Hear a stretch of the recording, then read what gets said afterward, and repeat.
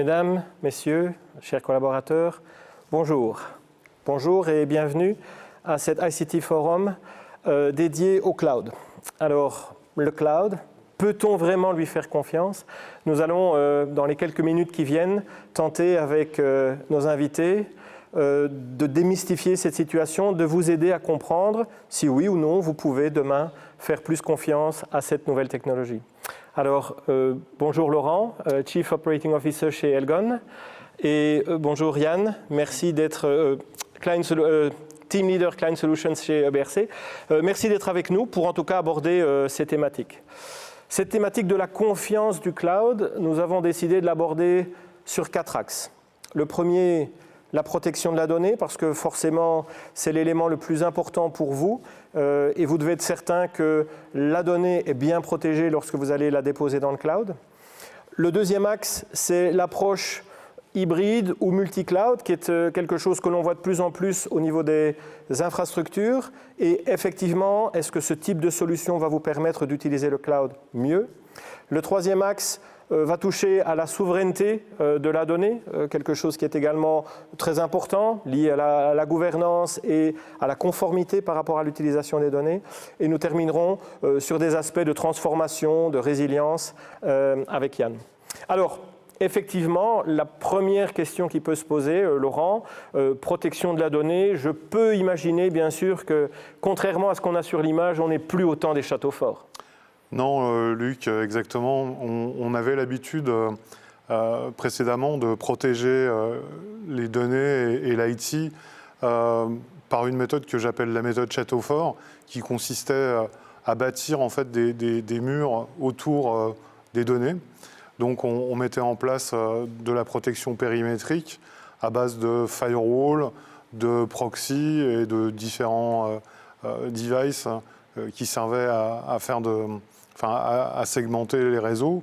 On en rajoutait même plusieurs couches et on faisait des oignons.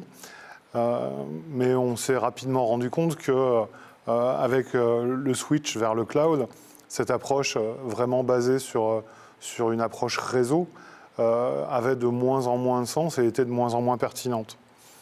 Donc il a fallu commencer à repenser la façon de protéger ces données et d'abandonner le château fort, comme on a dû abandonner les châteaux forts à l'époque quand le canon a été inventé, pour pouvoir continuer à être efficient dans la protection. Donc, ce qui veut dire que c'est la donnée qui est le trésor, et donc cette donnée, on va la protéger par d'autres mécanismes. Oui, tout à fait, puisque l'accès à la donnée, quand on est dans un mode cloud, se fait potentiellement depuis n'importe où. Et puis la donnée, elle, se trouve également potentiellement n'importe où. Et il faut être capable de la contrôler, même quand elle sort du périmètre de contrôle. Donc ça change complètement l'approche qu'on doit avoir. Et donc, quels sont les différents mécanismes que l'entreprise va pouvoir déployer pour justement adopter ce nouveau paradigme, un mot un petit peu générique qu'on utilise souvent, mais qui est quand même important parce que c'est vrai que, puisque avant c'est plus une donnée centralisée protégée par des murailles, c'est une donnée localisée quelque part, parfois à plusieurs endroits, sans muraille qui la protège. Donc quels sont les mécanismes que l'entreprise va devoir déployer? Alors en premier lieu, il faut que l'entreprise soit capable de connaître ces données. C'est du KYD, comme on fait du KYC, donc Know Your Data. Pour ce faire, on utilise des outils de classification et des outils de labellisation, donc des outils qui vont permettre d'aller détecter des données particulières au sein de l'entrepôt de données. Donc, par exemple, on va aller chercher de la donnée bancaire, des numéros de carte de paiement, ou si on raisonne en termes GDPR, on peut aussi aller chercher des informations type numéro de carte d'identité ou numéro de passeport. Et puis, une fois qu'on a trouvé cette donnée, eh bien, on va marquer le contenant avec un tampon. J'aime bien prendre cette image du tampon. Donc, c'est des labels qui vont permettre d'identifier la donnée, identifier le fait qu'un fichier comporte de la donnée avec un certain niveau de sensibilité ou qui contient des données de type privé, bancaire, santé, par exemple. Mais donc un projet de classification, c'est quand même un projet qui peut avoir une certaine complexité et où autant l'IT que le métier va devoir s'impliquer. Alors tout à fait, les projets de labellisation sont d'ailleurs plus du côté métier que du côté IT.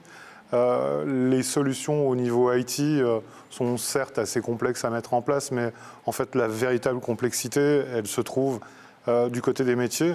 Il faut être capable de savoir qu'est-ce que l'on veut détecter comme données. Souvent on est face à trop de possibilités. Les outils nous permettent de détecter tellement de données qu'on va parfois se demander qu'est-ce qu'on doit faire avec des données médicales, alors qu'en fait, on ne traite pas du tout de médical. Quand on est un fabricant de tuyaux de cuivre, les données médicales qu'on peut trouver dans ces entrepôts de données ont très peu de sens. Par contre, de l'IP qui est utilisé pour la fabrication, là, ça va avoir du sens et il va falloir trouver ce type de données. Inversement, quand on est une banque, ce qui nous intéresse, c'est des données bancaires, des numéros de compte, des identifiants clients, des numéros de carte, des IBAN, enfin tout ce genre de données. Mais donc, qui dit projet impliqué ou impliquant le métier, dit forcément une complexité aussi du point de vue du métier. Donc, comment faut-il faire au niveau de l'organisation pour amener quand même cette logique de labellisation, classification de la data qui est fondamentale maintenant lorsqu'on va aller dans le cloud pour que le projet soit quand même un succès? Alors, il faut être assez itératif. C'est quelque chose que je répète souvent. C'est que lorsqu'on classifie de la donnée, il faut avoir une approche pragmatique, ne pas essayer de tout faire tout de suite le mieux possible, mais il faut se lancer et il faut commencer. Donc, en général, on a tendance à pas échantillonner, mais à prendre un métier type et puis travailler avec ce métier et d'avoir au départ des recherches sur des données assez simples. Après, la classification, elle peut se faire aussi de différentes manières. On a des outils qui permettent de faire de la classification automatique.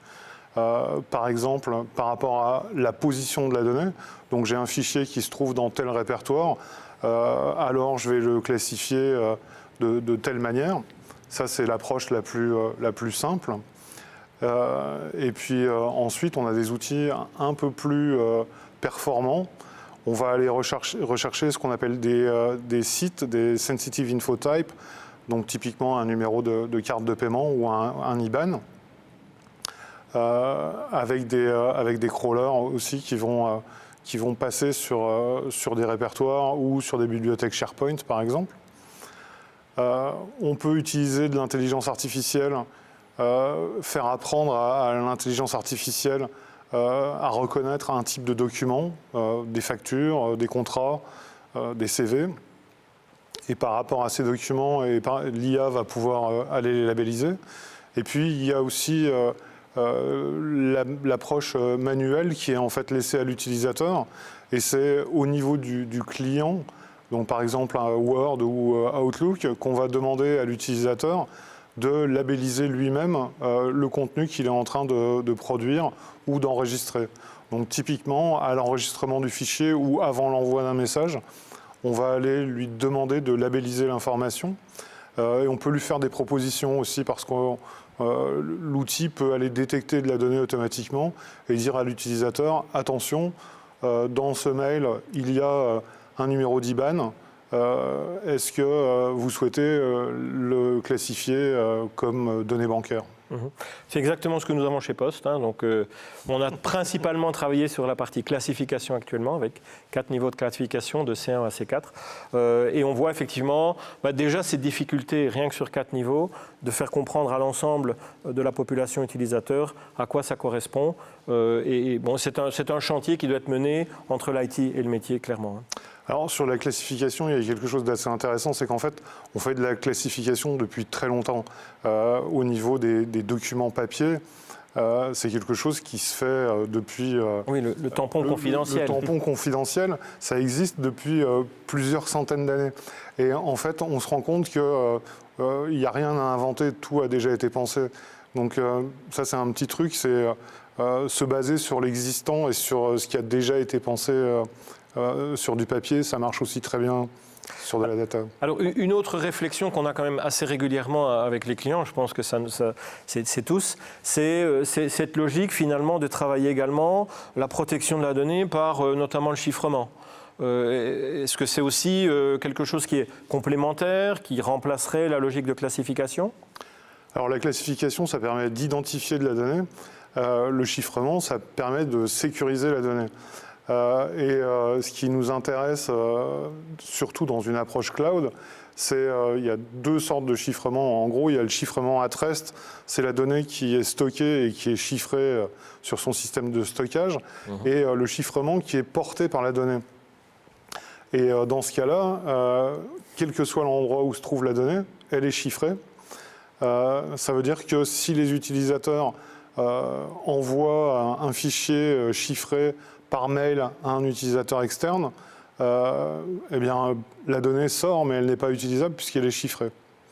Un autre cas d'usage de la donnée chiffrée et qui porte sa sécurité, c'est un utilisateur qui a copié des données de l'entreprise sur son ordinateur propre. Cet utilisateur quitte la société. On peut très facilement lui supprimer ses droits d'accès au fichier, et même si ces fichiers sont stockés sur ces machines, il n'y aura plus accès. Il y a une thématique également importante sur le slide ici, c'est la notion de cycle de vie, donc avec également une logique de rétention de l'information et éventuellement d'effacement automatique après une certaine période. Tout à fait. Alors là, ça permet d'avoir une approche un petit peu différente de l'approche classique des backups, et on va pouvoir aller toujours sur la base de la classification et des labels, mettre un système de cycle de vie sur la donnée. Alors pour prendre un exemple, je pense aux CV par exemple qui sont gérés par le GDPR. Et un CV, on est censé le conserver 6 mois maximum.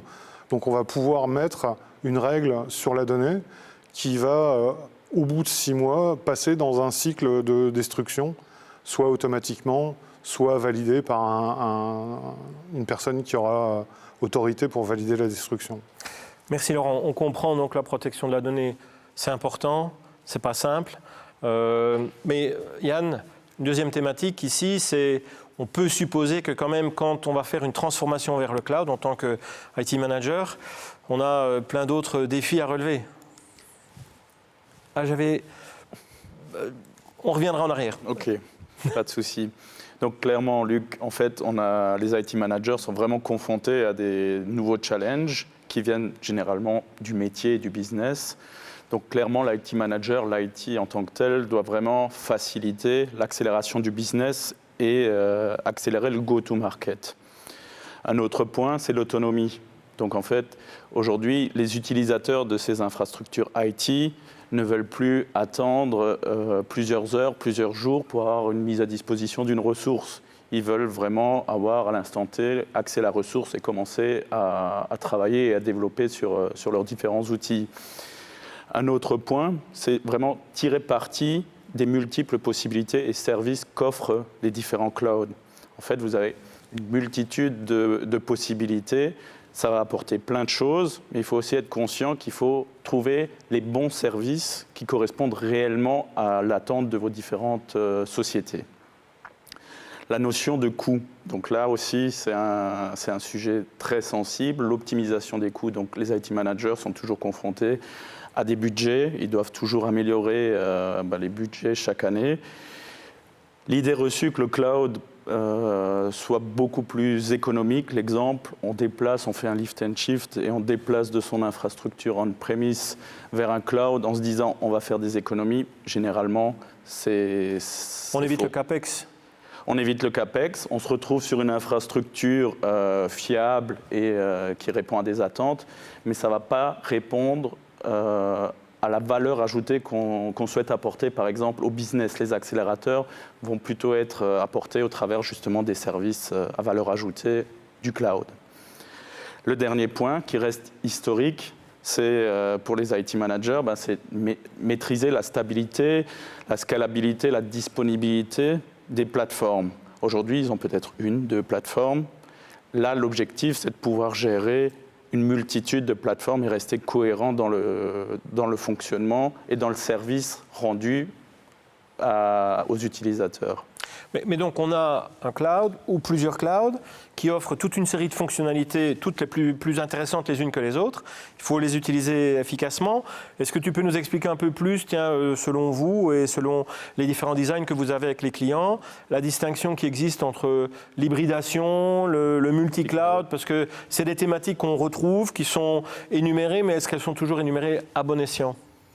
Exactement, Luc. Donc, par rapport à l'hybride cloud, je vais donner un peu les explications par rapport surtout à l'hybride et au multi-cloud. L'hybride cloud va permettre pour une entité d'utiliser une application en s'appuyant sur plusieurs clouds. Donc, il faut être capable d'orchestrer de bout en bout l'utilisation de cette application sur les différents clouds. Le multi-cloud va plutôt être l'utilisation d'un usage ou d'un applicatif en s'appuyant sur le cloud le plus probant, le plus performant. Je peux donner l'exemple d'une problématique, on va dire, géographique. Une agence qui se situe à l'autre bout de la planète, au Japon par exemple, il y a des contraintes de latence. On ne va pas installer l'infrastructure au Luxembourg. Donc on va profiter de ce cloud-là pour l'installer dans une région au Japon, par exemple, pour pouvoir fonctionner dans les meilleures conditions. Tu donnes un exemple géographique, ça pourrait être technologique. J'utilise le meilleur fournisseur de base de données ou le meilleur fournisseur d'intelligence artificielle. Exactement, exactement. Merci. Alors je m'excuse Laurent parce que j'ai oublié effectivement un élément très important de la protection. Donc la donnée c'est une chose, mais pour accéder à la donnée il y a une identité et donc cette identité il faut également très certainement et très bien la protéger. Oui, alors effectivement, dans une approche cloud, les deux éléments principaux, c'est la protection de la donnée d'une part, mais aussi la protection de l'identité.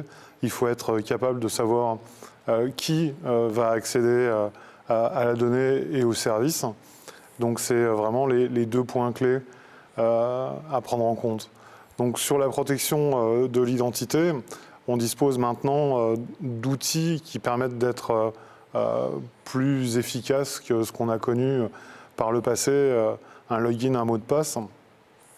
Maintenant, on va pouvoir utiliser des outils comme le Conditional Access par exemple, qui vont nous permettre de définir d'où et sous quelles conditions on peut accéder à un service ou à une donnée.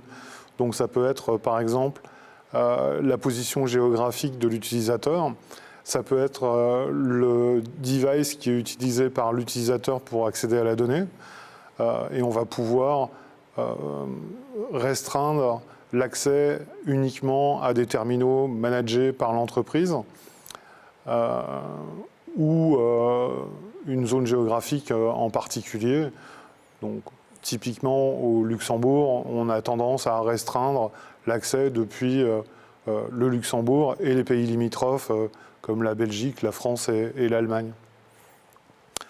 Le deuxième outil qui permet de sécuriser l'identité, c'est le MFA, le Multi-Factor Authentication, ou le Two-Factor Authentication, enfin plus il y a de facteurs, mieux c'est. Donc là, en plus d'un mot de passe, on va avoir besoin d'un deuxième facteur. Donc on connaît ça dans la vie courante avec des pins qui arrivent sur des téléphones mobiles et qui permettent de s'authentifier. Ça peut être aussi des applications, ça peut être des tokens comme LuxTrust fournit.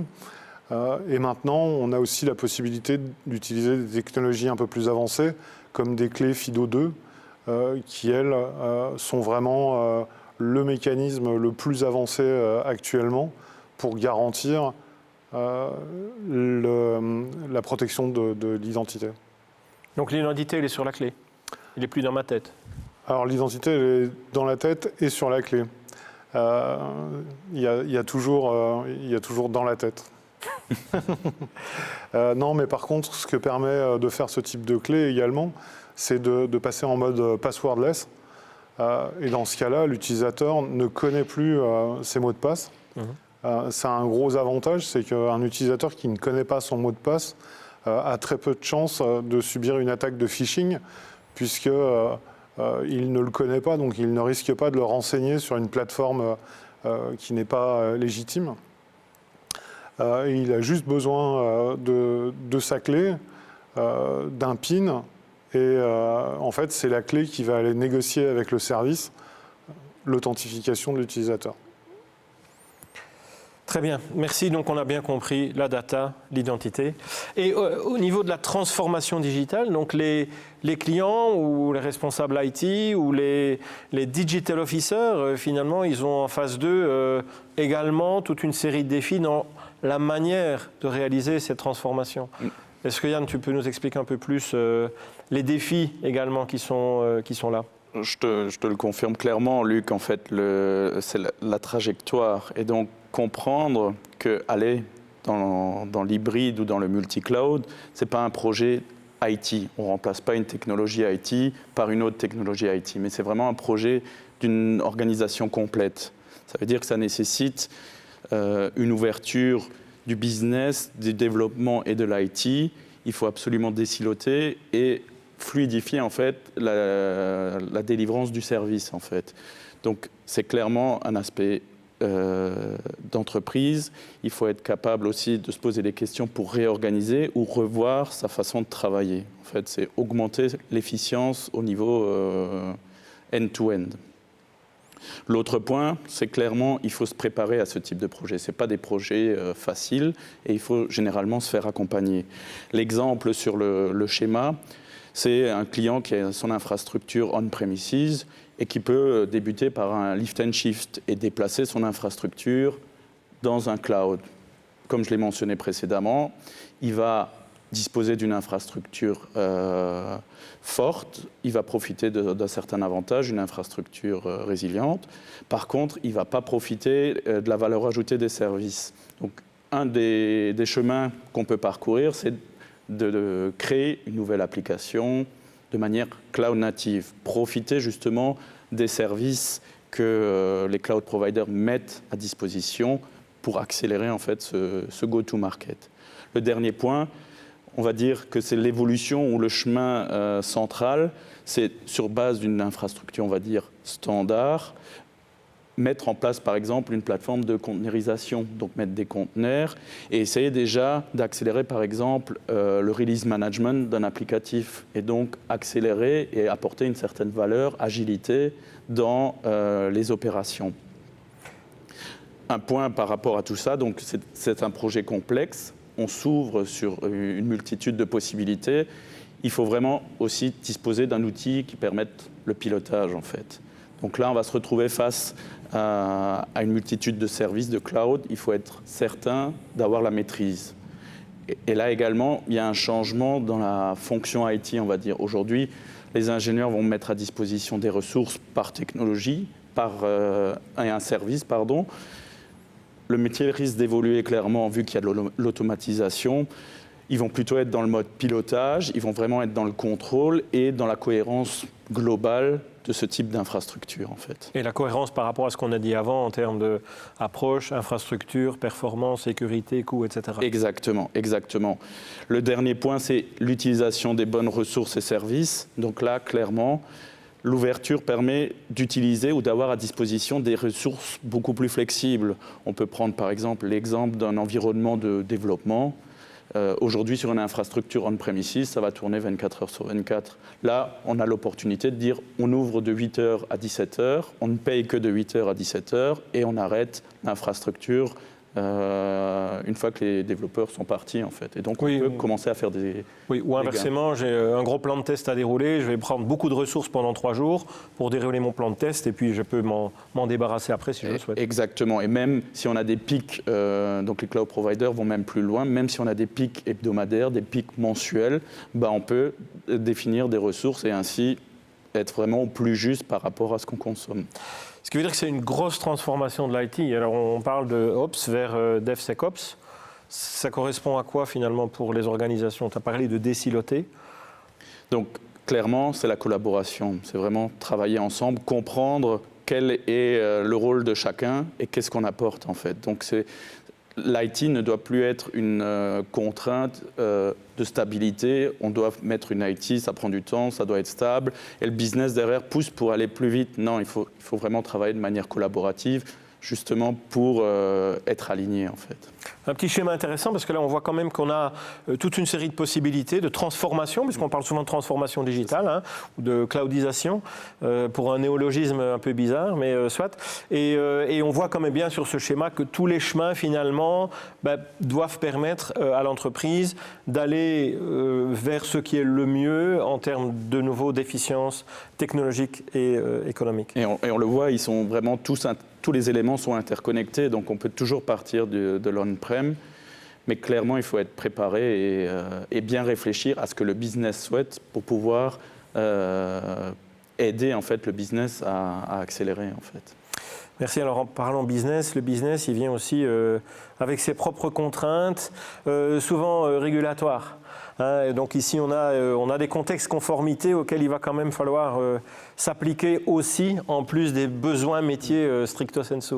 Laurent? Absolument. Alors le premier, j'en ai déjà parlé tout à l'heure, c'est le RGPD. Donc le RGPD, c'est quand même une régulation forte qui s'applique à toutes les données issues d'un ou des utilisateurs européens. Et puis au Luxembourg, on a d'autres régulations assez fortes, notamment la CSSF pour tout ce qui est secteur bancaire, et puis le CAA, le commissariat aux assurances, pour l'activité assurance. Et puis après, on a tout un tas d'autres régulations, tout ce qui est ISO, tout ce qui est santé, en mettant en place donc, ce type, en se conformant à ces régulations, on va assurer justement de la confiance dans la donnée qui se trouve dans le cloud. Maintenant, si on prend les RGPD, c'est quand même une directive européenne. Les cloud providers, majoritairement, la respectent.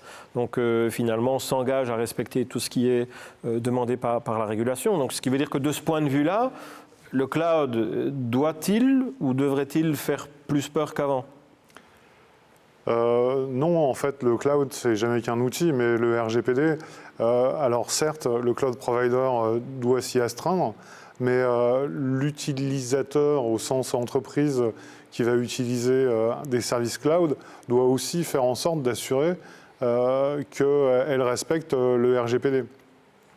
C'est pas parce qu'un cloud service provider est tamponné RGPD que tout ce qui se trouve dans un cloud de ce cloud service provider est directement conforme au RGPD.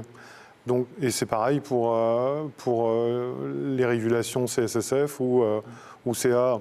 Donc le travail, il est des deux côtés. Les cloud service providers se font certifier, mais après, il faut aussi que les utilisateurs de la plateforme le soient. Voilà. Ce qui veut dire que du point de vue conformité, le cloud devrait quand même plus trop faire peur parce qu'effectivement, l'ensemble des cloud providers s'engagent à respecter les règles, y compris les règles de la CSSF par exemple, puisque on voit bien aujourd'hui les fournisseurs de cloud quand même fournir de la documentation, les évidences qui vont bien par rapport à ça.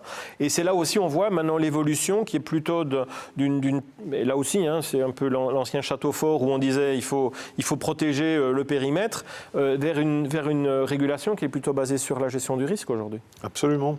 C'est ce qu'on demande maintenant aux utilisateurs des clouds, c'est d'être capable de lister les risques potentiels d'aller mettre leurs données dans un cloud et de mitiger ces risques en décrivant très clairement quelles actions ont été mises en œuvre pour réduire ces risques. Et y compris le risque finalement de criticité par rapport au métier. Hein. Donc les solutions qui seraient hébergées dans le cloud mais considérées non critiques, pour lesquelles l'adoption par les clients et par le régulateur est quand même beaucoup plus simple. Hein. Tout à fait.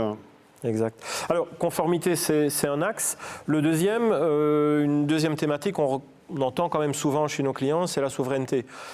Alors, est-ce que tu peux nous en dire un peu plus? Je sais qu'on n'a pas beaucoup de temps, que c'est un domaine vaste, mais quand même pour essayer d'éclairer nos auditeurs. Oui, la souveraineté, c'est un sujet qui revient souvent. Actuellement, on a des sujets de souveraineté avec des ébauches de cloud européen, par exemple. On a souvent tendance à confondre la souveraineté avec le fait que la donnée se trouve physiquement sur un territoire donné. Exact. Or, en fait, ce qui nous intéresse, c'est non seulement où se trouvent les données, mais surtout qui accède aux données et qui gère les données. Donc, est-ce qu'un cloud provider a des droits spécifiques sur les données? Est-ce que ce sont des utilisateurs européens qui produisent de la donnée ou est-ce que ce sont des utilisateurs US? Est-ce que le cloud provider est US et est astreint, on parlait de régulation, mais par exemple au Cloud Act. Donc là, on se retrouve un petit peu entre le marteau et l'enclume. Il faut, un, respecter le droit européen et deux, respecter le droit américain. Donc il y a aussi tout cet aspect légal à prendre en compte dans ce qu'on appelle la souveraineté de la donnée. Oui, c'est vrai que l'aspect légal, pour nous, ça nous semble très intéressant ou très important parce que le cadre juridique qui va être appliqué sur la data, un cadre luxembourgeois, un cadre européen, un cadre national européen qui n'est peut-être pas nécessairement aligné au cadre luxembourgeois, voire, n'en parlons pas, un cadre complètement international ou para-européen. Je pense que ça, c'est un élément souvent qui est oublié. Hein, et trop souvent, la souveraineté est résumée à la localisation géographique. Absolument. Mais c'est beaucoup plus vaste et beaucoup plus complexe.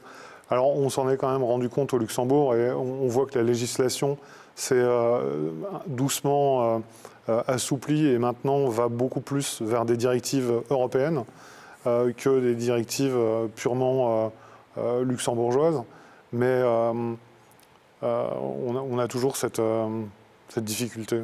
Néanmoins, on voit quand même certains États revenir avec ce mythe, parfois une réalité, du cloud souverain. Absolument.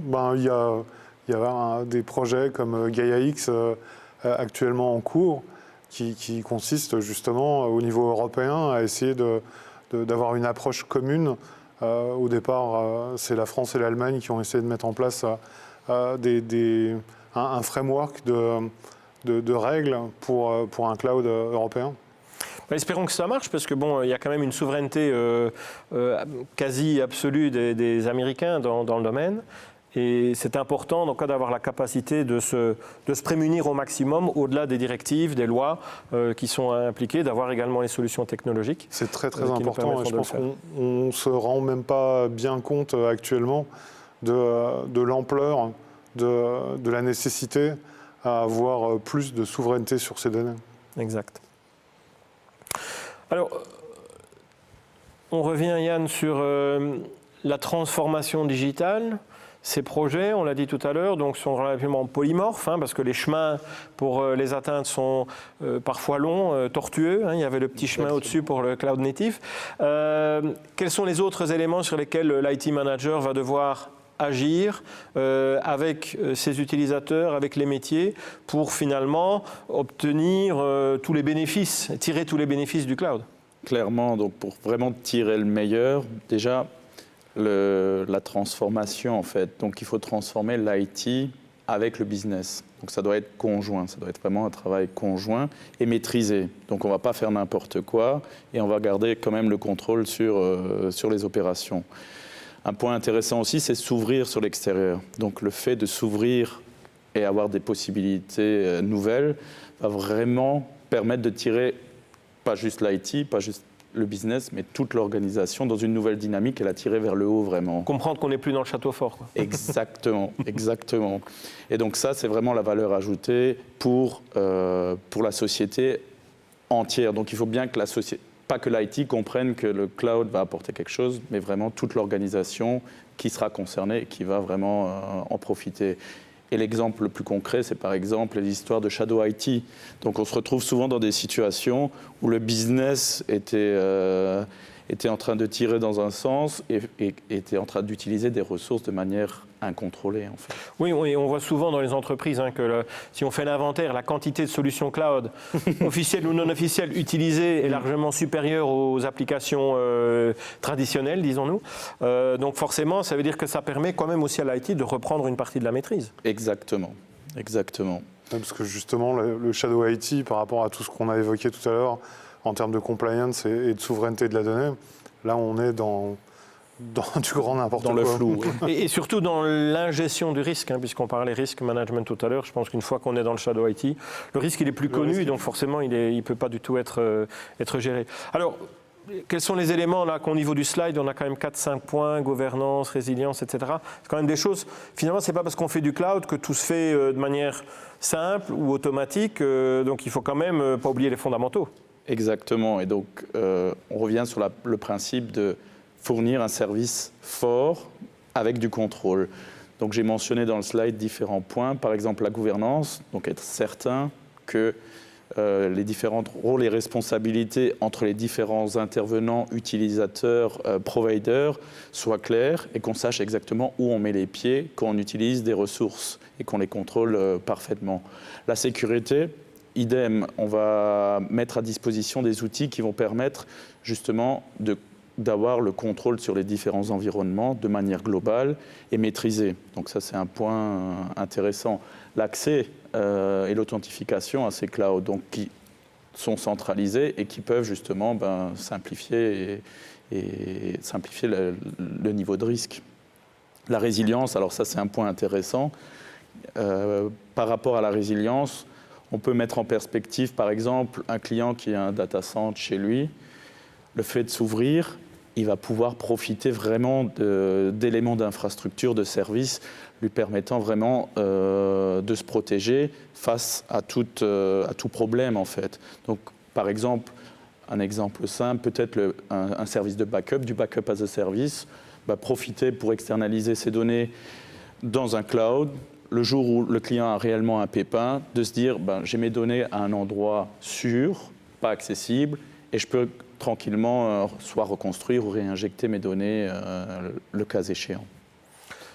Je rajouterai à cela, c'est que quand je reviens aux fondamentaux, notamment sur la résilience, c'est pas parce que je vais dans le cloud que tout est protégé. Alors certes, le cloud provider a un certain nombre d'obligations de SLA, mais souvent il met aussi les produits et les solutions à disposition pour faire du backup in the cloud, de la résilience in the cloud, utiliser d'autres data centers dans son propre système. Je pense que ces choses-là, il faut aussi les intégrer par les architectes ou les IT managers. Clairement, et c'est la réflexion par exemple que BRC mène dans la création d'une plateforme, donc de Cloud Management Platform, justement pour avoir tous les outils pour piloter correctement cette infrastructure. Un autre exemple, c'est la gestion des coûts. Donc on en a déjà parlé, mais c'est important. Un autre exemple intéressant, on donne accès sur un cloud public à un développeur, on lui dit tiens, je te donne quelques ressources, tu peux commencer à déployer ton infrastructure, à développer. Le développeur content va commencer à profiter des ressources, à déployer les machines virtuelles, les applications, va consommer de la connectivité. Et comme vous le savez peut-être tous, mais le cloud, on consomme ce qu'on paye en fait. Donc on paye ce qu'on consomme. Pardon. On paye ce qu'on consomme. Donc à la fin du mois, on peut avoir la surprise, la mauvaise surprise, avec une facture qui dit il y a eu un dépassement. Donc là justement, c'est au travers des outils d'uniformiser et d'avoir une vue globale sur la gestion des coûts, donner de l'autonomie à ses utilisateurs, mais quand même garder le contrôle et avoir un garde-fou pour éviter toute mauvaise surprise. Le dernier point, l'interconnectivité. Donc comme on va interconnecter différents environnements, si on a une cohérence dans le service qu'on fournit au niveau de l'interconnectivité, qu'on a une qualité de service, clairement ça va permettre de faire fonctionner tout l'environnement de manière homogène avec une qualité, une bonne qualité en fait. Le dernier point peut-être, donc profiter réellement des forces des différents clouds. Donc que ce soit votre infrastructures, le cloud privé, le cloud public et même le software as a service, avoir des applications dans le cloud. Donc chaque environnement a des avantages et des limites. Et donc là, l'opportunité, pourquoi tirer le meilleur? On peut, en s'appuyant sur les contraintes de chaque société et de chaque environnement, profiter d'un environnement ou de l'autre en fait. Et donc, ça, et c'est là où on voit en tout cas au sein de nos 3 entités et certainement, je dirais également chez les clients, l'apparition de nouveaux rôles, les cloud architectes ou ce genre de choses qui sont fondamentaux aujourd'hui pour s'assurer justement qu'on va designer efficacement et utiliser intelligemment toutes les ressources de ces nouveaux clouds qui sont mis à nos dispositions. Voilà, en 45 minutes, nous avons essayé de couvrir les différentes thématiques qu'on avait choisir d'aborder avec vous cet après-midi par rapport au cloud. On espère qu'avec les informations qu'on vient de partager, ce petit échange, merci Yann, merci Laurent, vous aurez en tout cas compris que oui, on estime, on pense que l'on peut, en tout cas aujourd'hui, plus faire confiance au cloud qu'auparavant, mais néanmoins que c'est une trajectoire qu'il va falloir mener de manière correcte, intelligente, efficiente, et qui va, on en est convaincu, en tout cas permettre d'amener un certain nombre de nouvelles solutions au niveau du métier. Un grand merci, et on va passer actuellement aux questions.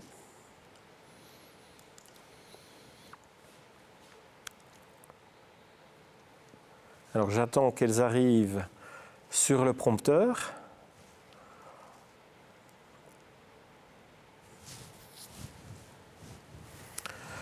Voilà, une première question de Vianney. Vous avez mentionné, est-ce que le cloud provider a des droits particuliers sur vos données? Mais pas forcément de réponse. Est-ce qu'ils ont un accès, des droits sur nos données? Alors, puisqu'on parle des droits et de la data, Laurent, est-ce que tu peux prendre la question? Alors, il y a une réponse théorique et une réponse... alors, la réponse théorique, c'est qu'un cloud provider a pratiquement toutes les chances de pouvoir, d'une manière ou d'une autre, accéder aux données. Maintenant, légalement, il y a des contrats et encore une fois, il y a des SLA entre le client et le cloud provider qui définissent qu'est-ce que le cloud provider a le droit de faire ou n'a pas le droit de faire. Maintenant, il existe aussi, tout à l'heure on parlait de chiffrement, il existe la possibilité de chiffrer des données avec des clés qui sont des clés propres à l'entité qui consomme le cloud. Et dans ce cas-là, ça va être beaucoup plus compliqué pour le cloud provider d'accéder à la donnée. Effectivement, je pense que c'est... J'aurais donné la même réponse. Et en général, donc, il faut aussi bien quand même rajouter à cela que finalement, il reste les cadres légaux, réglementaires, auxquels les fournisseurs de cloud sont quand même soumis. Et donc, dans l'absolu, on peut penser qu'ils n'accèdent pas à la donnée parce que finalement, ce n'est pas de leur ressort. Et que si jamais on veut s'en protéger un peu plus, à ce moment-là, on est obligé de mettre en place les mécanismes de chiffrement. Absolument. Alors, si on sait me faire monter le prompteur parce que je ne vois pas la deuxième question.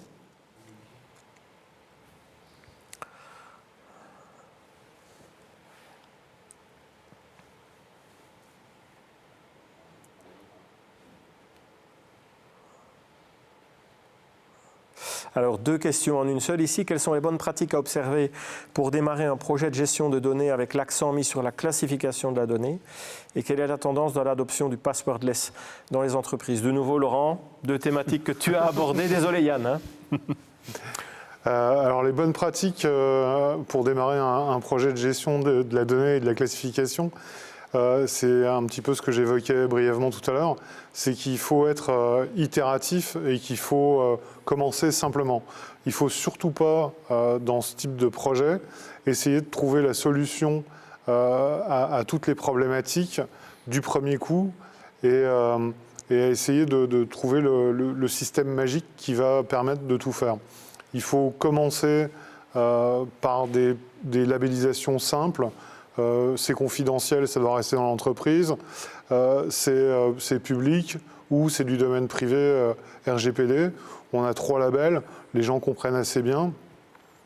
On ne met pas de chiffrement au départ pour ne pas embêter les utilisateurs. Et une fois que ce premier set de labels est compris, là on va passer on va enrichir et on va mettre plus de labels, RH, compta, direction. Et puis là encore, une fois que c'est bien rentré dans les mœurs, on va devenir un peu plus restrictif et on va mettre du chiffrement sur les données et on va restreindre l'utilisation aux populations qui ont le droit d'utiliser les données. Donc c'est vraiment un phasage et je te rejoins à 100%. Hein. Il faut commencer simplement, ça ne veut pas dire qu'il faut simplement commencer, mais il faut faire quelque chose de simple pour que l'ensemble des utilisateurs y adhèrent le plus rapidement possible. Tout à fait. Et puis travailler par rond concentrique. Et il faut éviter d'embêter les utilisateurs, donc il faut vraiment d'abord classifier. Un tampon, c'est juste un tampon, Oui. et le cadenas en deuxième. Et l'adoption du passwordless ? Alors l'adoption du passwordless, c'est quelque chose qui commence à accélérer parce qu'on se rend compte qu'il y a quand même de plus en plus d'attaques par phishing, d'attaques par compromission d'identité, avec le passwordless et avec des tokens physiques comme des clés FIDO par exemple. On a une sécurité de l'identité qui est incommensurable par rapport à un login et un mot de passe et du MFA simple. Juste pour résumer simplement, en fait, la clé et le service auquel la clé nous permet d'accéder négocient un challenge entre eux. Donc la clé ne peut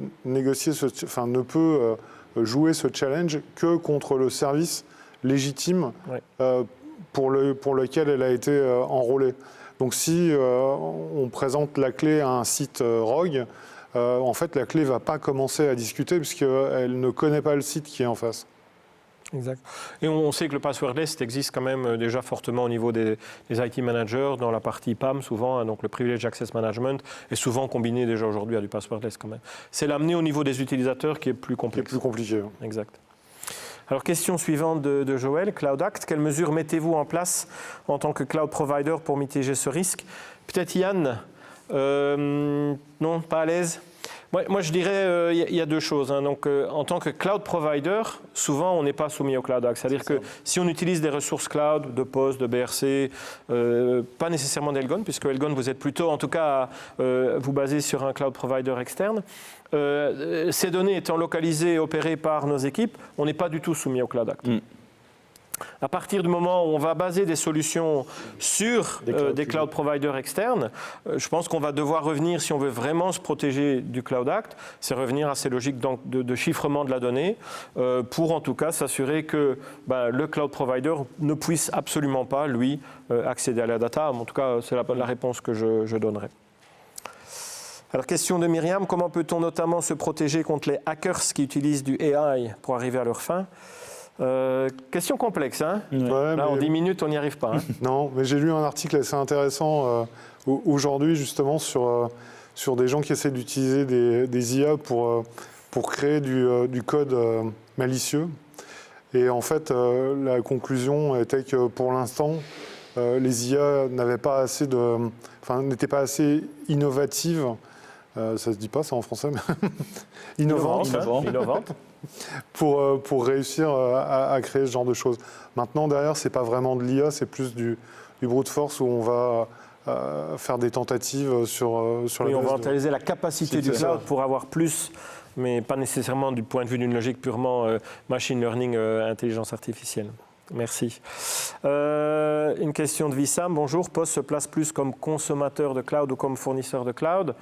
Yann ? Les deux. Les deux, bien sûr. Deux. Donc, Post est la plus grosse entité, une des plus grosses entités au Luxembourg. Et forcément, elle profite également de ses ressources et de ses opportunités. De l'autre côté, évidemment, on est également fournisseur de cloud. Donc, on a les data centers de BRC avec des infrastructures qui permettent d'héberger des clients au Luxembourg. Et on fournit également les possibilités d'ouvrir vers des clouds publics. Mais de ce point de vue-là, on sera des fournisseurs de cloud. J'ai toujours tendance à le dire, toute proportion gardée. Évidemment. Puisqu'on n'a pas les mêmes plateformes qu'un Amazon ou qu'un Microsoft ou qu'un Google. Et donc forcément, on va se baser sur nos propres solutions qui ont les caractéristiques, mais jamais le panel complet qu'on va pouvoir trouver. Non, et on va jouer là-dessus en fait. la puissance ou l'avantage qu'on va avoir, c'est que les gros providers vont fournir une capacité R&D énorme. Ils peuvent développer plein de services et en permanence développent de nouveaux services. Mais par contre, c'est l'accompagnement et c'est le service local. Ça veut dire que si une société a besoin d'aide, a besoin d'être accompagnée, bah là, ils peuvent s'appuyer sur des sociétés locales, en fait. Exact. J'aurais pas dit mieux, je pense. Merci. Encore une question pour toi, Yann, je pense. Quels sont les principaux freins à l'adoption de l'hybride ou du multi-cloud? Bah, c'est peut-être le yin et le yang, mais ça ouvre des portes et ça accélère le business. Mais il faut travailler avec le business. Donc aujourd'hui, l'IT et le business sont souvent deux métiers ou deux entités un peu séparées. Donc là, le challenge, c'est de convaincre les sociétés de réellement travailler ensemble pour aller à un objectif commun, en fait. Oui, moi j'ajouterais sur le fait que l'hybride, j'ai quand même le sentiment que d'une manière ou d'une autre, on y est déjà fortement engagé. On voit les migrations 365 par exemple, avec des infras qui restent on-prem, ce genre de choses, c'est une forme d'hybridation, donc on combine du SaaS et du legacy on-prem. Donc par rapport à l'hybride, je ne pense pas qu'il y ait nécessairement de frein aujourd'hui, c'est simplement d'utiliser la meilleure solution. Au niveau du multi-cloud, moi je rajouterais le fait que souvent c'est la complexité. Et lié à cette complexité, la capacité à vraiment gérer les coûts, gérer les interconnexions, gérer l'efficience, donc arriver à tirer l'efficience, comme tu le disais tout à l'heure, qui n'est pas trivial. Et donc, ils sont aujourd'hui probablement les plus gros freins à cette dynamique multi-cloud. Garder le contrôle, en fait. Oui, exact. Merci. Une question de Guillaume. Quels accompagnements proposez-vous? On peut tous répondre. Qui commence? Peut-être Yann? Oui, peut-être la force du groupe, en fait. Donc, une multitude de sociétés qui proposent différents services. Donc, on parlait avant du multi-hybrid cloud. Ça commence déjà peut-être par l'accompagnement dans la digitalisation. Donc, je disais le frein, mais donc, on est là pour accompagner justement dans ces process de digitalisation, le développement de nouveaux applicatifs cloud native, et l'hébergement et l'outillage nécessaire justement pour piloter ces infrastructures. Donc, et le management aussi des clouds une fois que les services sont en place. Exactement. Et aussi les aspects compliance et sécurité qu'on est capable de fournir. Je pense qu'effectivement, ta première phrase était certainement la meilleure. C'est la force de poste, à pouvoir couvrir à 360 degrés, je pense, l'ensemble des challenges avec le client ou pour le client quand on va être dans une logique purement managed services, ce que nous faisons également sur des offres cloud. Une question suivante de Sophie, comment fonctionne une clé FIDO 2 ? Alors comme je le disais tout à l'heure, c'est de la négociation de challenge. Je vais essayer d'être un petit peu illustratif. En fait, la clé et le service auquel on veut accéder, donc par exemple son service de messagerie, vont négocier un challenge, c'est-à-dire un jeu de questions et réponses. Donc le service, par exemple, va dire à la clé, la question que je vais te poser, ce sera l'âge de ta grand-mère. Et donc quand on va se présenter auprès du service de messagerie, la clé va attendre que le service de messagerie pose la question, quel est l'âge de ta grand-mère? Tant qu'il n'aura pas cette question, il ne fournira pas de réponse. Donc c'est un mécanisme qui est complètement différent d'un mot de passe où l'authentification par mot de passe, on donne le mot de passe au service et c'est lui qui l'accepte. Là, en fait, on a un petit peu renversé les choses. Alors, je simplifie grandement, mais dans l'esprit, c'est ça. Voilà, j'espère que ça répond à la question de Sophie. C'est sur cette question qu'on va se quitter. Un grand merci à tous d'avoir pris cette heure pour discuter avec nous du cloud, de la confiance qu'on peut lui faire. Et nous vous remercions pour votre présence et nous vous souhaitons une bonne fin de journée et de bonnes fêtes de fin d'année. Au revoir.